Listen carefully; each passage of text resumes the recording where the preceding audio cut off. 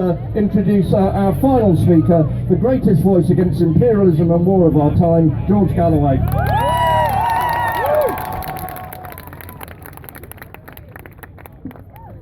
Almost 25 years ago, I stood in this square with the late and great Mr. Ben and the late and also great Bob Cryer right here when the first bombs of the first Iraq war began to fall. In 1998, I stood along there opposite Downing Street with Tariq Ali as we chanted "No bombs on Baghdad" when they launched the verminous Desert Fox attack on Iraq. And of course, in 2003, I marched with Andrew and Lindsay at the head of 2 million people as we mobilized a huge swathe of British public opinion against a war that we all suspected would be a disaster even before we knew what we know now. We have been right all along, and the people in that building, in their majority, have been wrong, and they're wrong again now.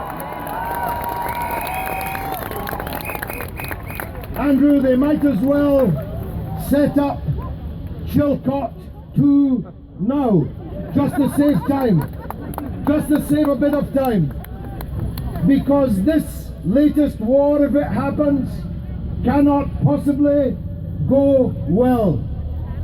I believe that we are already depriving Prime Minister Cameron of the clear majority which he said at the beginning he required before committing us to it. We may even yet be able to deprive him of a majority at all, and I'll tell you why. Because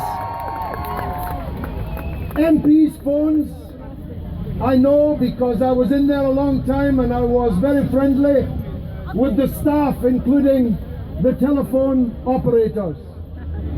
They tell me MPs' phones are ringing off the hook with constituents asking for their MPs by name. If you haven't done it yet, it's 0207 219 3000. Ask for your MP by name. Insist upon leaving a message. Make sure that they know that in our tens of thousands, we are demanding that they say no to war on Syria.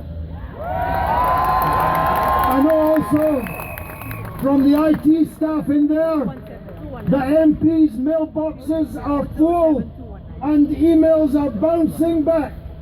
So many people are writing to them.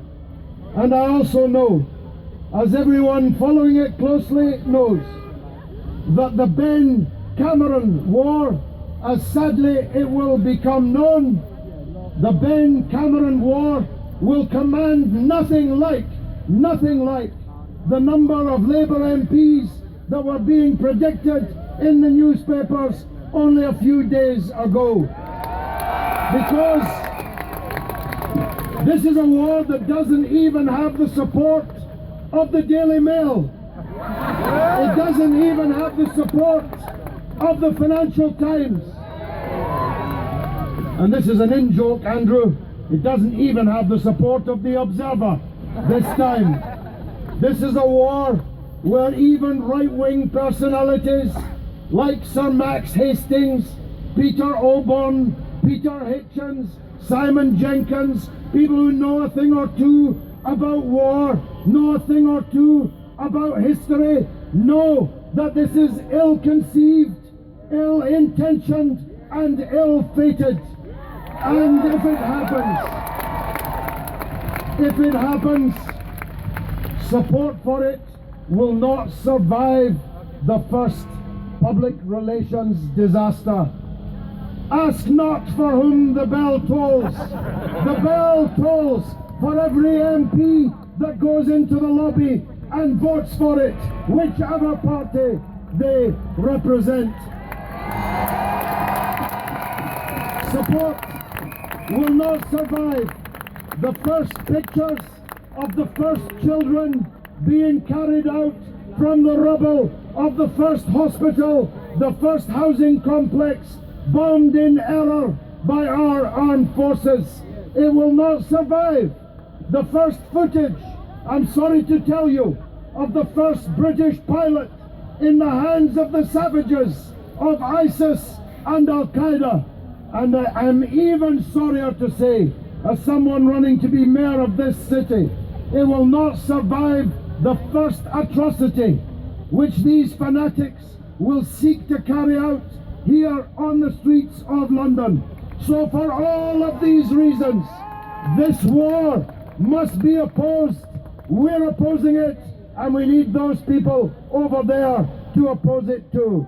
Congratulations to all of you for coming here. My very last point is this, and it's an advertisement. Thank God for the Stop the War Coalition.